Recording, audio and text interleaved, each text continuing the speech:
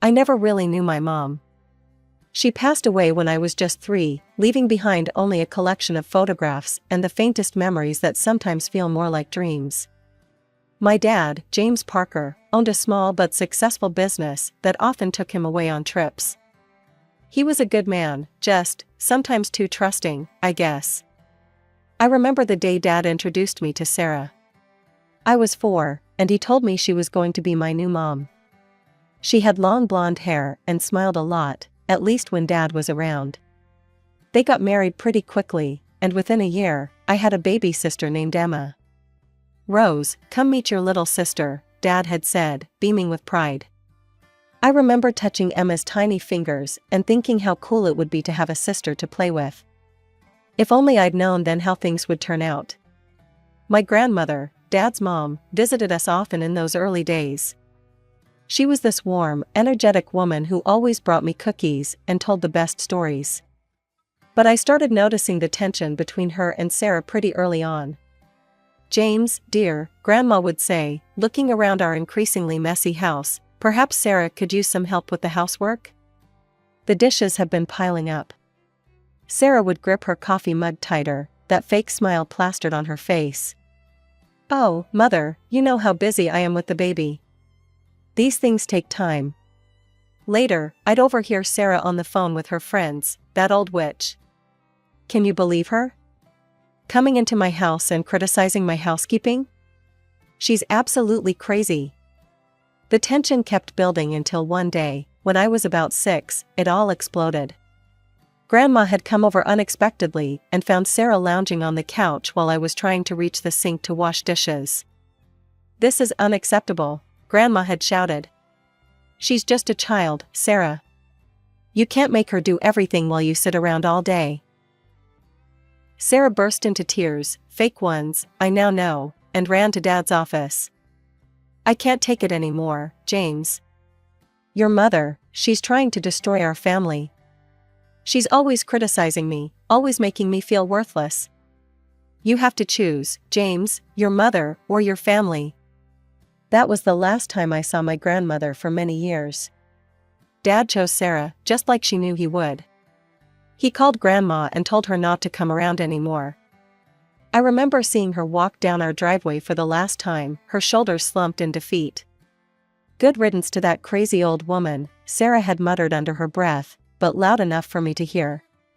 Then she turned to me with those cold eyes I'd come to know so well. "From now on, Rose, my mother is your only grandmother. Understand?"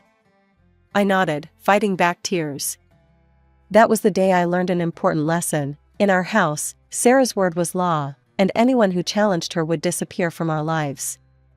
I was 7 years old, and my real nightmare was just beginning. Everything changed right after my 8th birthday. Sarah called me into the living room one morning while Dad was away on another business trip. Emma was playing with her toys, scattering them everywhere as usual. "Rose, you're a big girl now," Sarah said, her voice sickly sweet. "It's time you started helping around the house. You'll be responsible for keeping things tidy and clean." I didn't think much of it at first. I'd always been neat with my own things anyway, and I thought helping meant normal kid stuff like making my bed or putting away my toys. But Sarah had other plans. "Start with picking up Emma's mess," she ordered, pointing at the chaos of toys, crayons, and crushed crackers covering the floor. "And make sure you vacuum after." That became my new normal. Every day, I'd clean up after Emma, who seemed to take special delight in making messes. She'd dump out entire boxes of cereal, just to find the toy at the bottom, spill juice on purpose, and leave sticky handprints on every surface she could reach. "Can my friend Katie come over to play?" I asked one day, hopeful for some normal kid time. Sarah's face hardened. "Absolutely not. Your little friends will just make more mess for you to clean up. Besides, you have chores to do." I watched through the window as Emma's friends came over regularly, turning the house upside down while I trailed behind them with a trash bag and cleaning supplies. One day, when I was cleaning up another of Emma's disasters, I tried to reason with her. She was 3 by then, old enough to understand basic things, I thought. "Emma, Please try to pick up your toys when you're done playing, I said gently. It would really help. Rose, Sarah's sharp voice cut through the air. She stormed into the room, face red with anger. How dare you tell your sister what to do? She's growing up to be smart and successful, she doesn't need to waste her time cleaning. That's your job.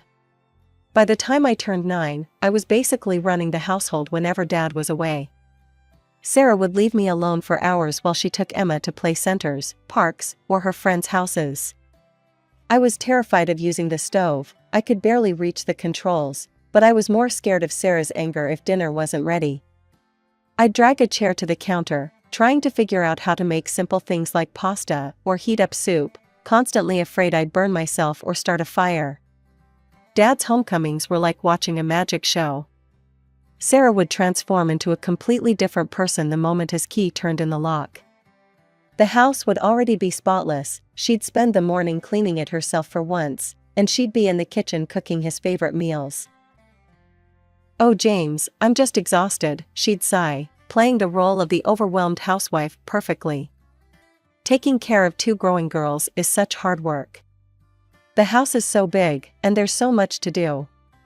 Maybe a part-time nanny for the girls? And perhaps a housekeeper to help with the cleaning? But it's so expensive. Of course, Dad would immediately agree. Anything to make things easier for you, dear. Just tell me how much you need. I'd watch from the stairs as Sarah collected the checks or cash, knowing that money would never go to any nanny or housekeeper. I was doing all that work for free, after all.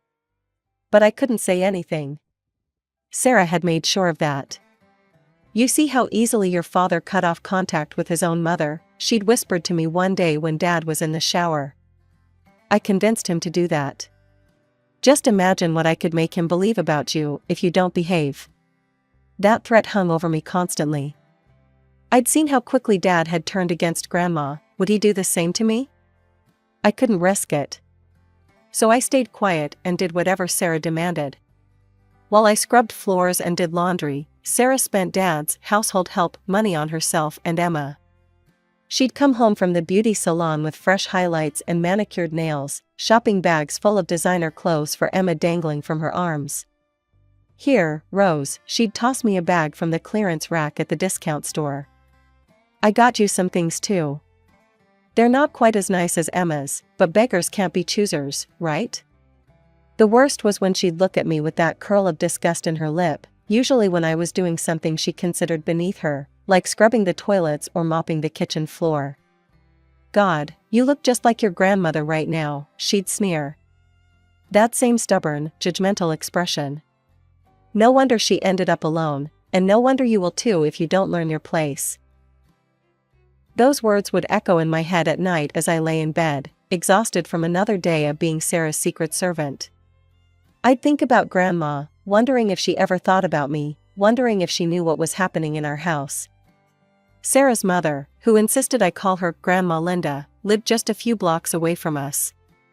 But unlike my real grandmother who'd been forced out of my life, Linda made it clear from the start that she didn't consider me family. Oh, Sarah, darling, she'd coo when we visited, pulling Emma into her lap while completely ignoring my presence. It must be so difficult for you, having to raise someone else's child.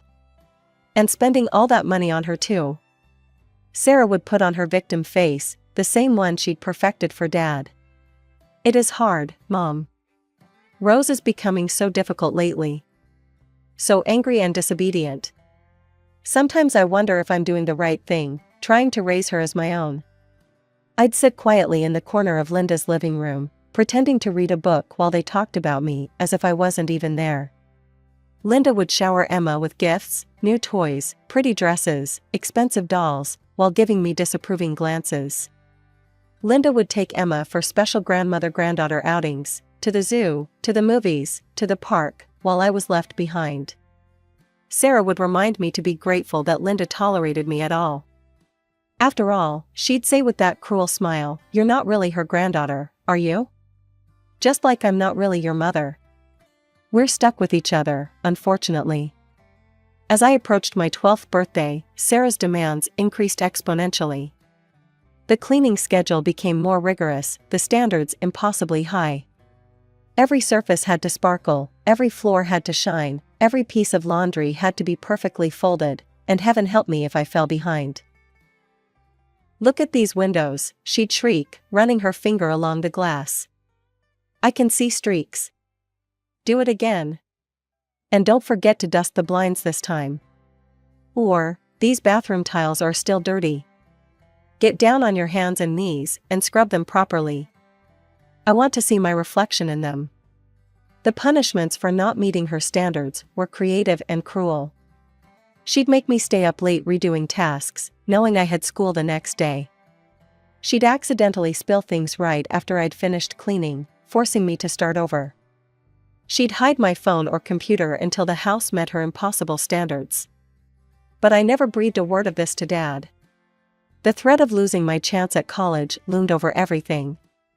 College represented freedom to me, an escape from this house, from Sarah's control, from the endless cleaning and cooking and serving. I dreamed about living in a dorm, having real friends, being normal. "One word to your father about our little arrangement," Sarah would threaten, "and you can kiss those college dreams goodbye. I'll make sure he knows what an ungrateful, lazy burden you've been." Who do you think he'll believe, his loving wife or his difficult teenage daughter? So I kept quiet, did my chores, and focused on my studies whenever I could find the time. I counted down the days until I could leave for college, telling myself that if I could just hold on long enough, I'd finally be free. But freedom seemed so far away, and Sarah's control only grew stronger with each passing day. Late at night, when the house was finally quiet and my hands were raw from cleaning, I'd lie in bed and imagine what my life could have been like if my mom hadn't died, or if Dad hadn't married Sarah, or if Grandma was still around. Several years have passed, and my grades had been slipping for months. Between the constant cleaning, cooking, and trying to keep up with Sarah's endless demands, I barely had time to study. Most nights, I'd fall asleep over my textbooks, exhausted from another day of being the family's secret servant. When Dad came home from his latest business trip, Sarah was ready with her newest performance. "James, we need to talk about Rose," she said during dinner, her voice dripping with fake concern. "Her teacher's called today. She's falling behind in almost every subject. I try to help her with homework, but she'd rather spend time on her phone than study. I think she needs consequences." "I'm not lazy," I finally burst out. "I'm trying my best." "Rose," Dad cut me off sternly. "Your grades are important. I work hard to provide for this family, and I expect you to take your education seriously. No phone for a month." I felt something snap inside me. Years of pent-up frustration and anger bubbled to the surface. I opened my mouth to tell him everything, about the cleaning, the cooking, how Sarah treated me when he was away. But Sarah must have seen the rebellion in my eyes. She pulled me aside after dinner, her nails digging into my arm. "Remember your grandmother?" she hissed. "Remember how easily your father chose me over her? One word from me, and you'll never see him again. Is that what you want?" The fight drained out of me. I knew she was right, she had Dad wrapped around her finger. I couldn't risk losing him too. A few weeks later, Sarah threw Emma a massive 10th birthday party. I watched from the kitchen as a dozen of Emma's friends invaded our house, carrying presents and squealing with excitement. Sarah had ordered mountains of food, pizzas, burgers, sodas, and a huge cake. "Rose," Sarah called out. "Bring more napkins. And make sure everyone has drinks." I became their reluctant server, bringing food and cleaning up spills, while Emma and her friends treated me like their personal maid. They deliberately knocked things over, laughing as I scrambled to clean up. "Hey, servant girl," one of Emma's friends called out. "We need more pizza over here." They all burst into giggles as I silently brought them another plate. By the time the party ended, the house looked like a disaster zone. Soda stains covered the carpet, pizza crusts were ground into the couch, and sticky candy wrappers were everywhere. "This place is disgusting," Sarah sneered after the last guest left. "Clean it up. All of it. And do a proper job this time." I was on my hands and knees scrubbing the floor when Dad's Skype call came through. Sarah yanked me up by my arm. "James," she answered sweetly. "You'll never believe what happened today." Rose had some friends over, and they completely trashed the living room. I'd been cleaning for hours. I stood there, stunned by her blatant lie, as Dad's face darkened on the screen. "Rose," he said severely, "you need to help Sarah more and start behaving better. She's been telling me about your attitude lately, and I'm very disappointed." That night, after finishing the cleaning and listening to another lecture from Sarah about my poor work, I cried myself to sleep. I was 15 years old, but I felt ancient, worn down by years of Sarah's psychological warfare and Dad's blind trust in her lies. The next day at school, I couldn't focus on anything. My friend Jessica noticed something was wrong during lunch break. "Rose, you look terrible. What happened?" I told her everything about Emma's party, the lies, the endless cleaning, and how Sarah had manipulated my father once again. To my surprise, Jessica didn't just offer sympathy, she had an idea. "Your phone," she said, her eyes lighting up. "It has a voice recorder, right? Record her. Record everything she says to you when your dad's not around. Your dad needs to hear the truth, Rose. The real Sarah, not the perfect stepmother act she puts on for him." That afternoon, I started recording. As soon as Dad's car left for his latest business trip, Sarah's mask came off. "This floor is filthy," she screamed while I was mopping. "Are you stupid or just lazy? Do it again." The phone in my pocket captured every word. Later, while I was dusting the living room, "You're just like your grandmother, useless and ungrateful. This house needs to be spotless, do you understand me?" The recordings kept piling up. Sarah ordering me around, calling me names, threatening me. But the biggest revelation came that evening. "Listen here," she cornered me in the kitchen. "If you don't shape up, I'll tell your father you've been stealing money from my purse. I'll say I caught you drinking alcohol in your room. Who do you think he'll believe?" I felt my phone recording in my pocket and managed to keep my face neutral, though my heart was racing. Later that night, Sarah's friend Diane came over. They opened a bottle of wine in the kitchen, not realizing I was still awake, my phone recording through the crack in my bedroom door. "Remember when I got rid of his mother?" Sarah laughed, the wine loosening her tongue. "That old bat was getting too nosy, asking too many questions about how I spent James's money. So I told him she threatened me, said she was trying to destroy our marriage. He bought it completely. Cut her off just like that." "You're brilliant," Diane giggled. "And he never suspected?" "Please, James believes anything I tell him. He's such a sucker for the helpless wife act. Meanwhile, I get his money, and his precious daughter does all my housework. It's perfect." They kept talking, revealing more and more of Sarah's manipulations and lies. My phone recorded it all. That night, after making sure Sarah was asleep, I sat at my computer, hands shaking. I created a new email to Dad and attached all the recordings.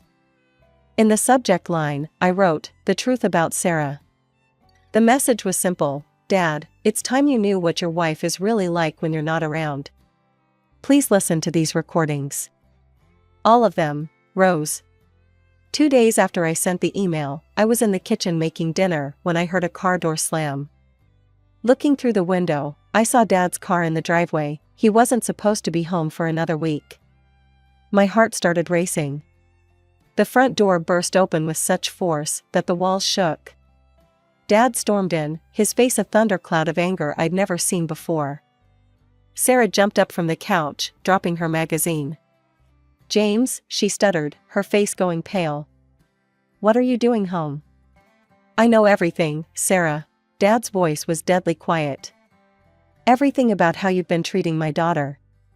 Sarah's eyes darted to me for a split second before she launched into her usual act. "Oh, James, has Rose been telling you lies again? You know how difficult she can be." Dad pulled out his phone. "Difficult? Let's talk about difficult, Sarah." He pressed play, and Sarah's own voice filled the room. "Listen here, if you don't shape up, I'll tell your father you've been stealing money." Sarah's face drained of all color. Dad played more recordings, her screaming at me to clean, calling me names, and finally, the conversation with Diane about manipulating Dad to cut off contact with Grandma. "You monster," Dad whispered when the recordings finished. "You absolute monster. Making my daughter into your personal servant? Lying about my mother? Using me for my money?" "James, I can explain," Sarah started, but Dad cut her off. "We're done. I'm divorcing you. I won't spend another minute married to someone who could abuse a child like this." He turned to me. "Rose, go pack your things. Only what you need right now, we'll get the rest later." 20 minutes later, we were in Dad's car, driving away from the only home I'd known for the past 8 years. Dad had made a few quick calls and arranged a furnished apartment for us. Once we were inside the apartment, Dad pulled me into a tight hug. I couldn't remember the last time he'd hugged me like this. "I'm so sorry, Rose," he whispered, his voice breaking. "I'm so sorry, I didn't see what was happening. I promise you, no one will ever hurt you like that again." The next morning, we drove to a small house on the other side of town. My heart skipped a beat when I realized where we were, Grandma's house. She opened the door before we could even knock.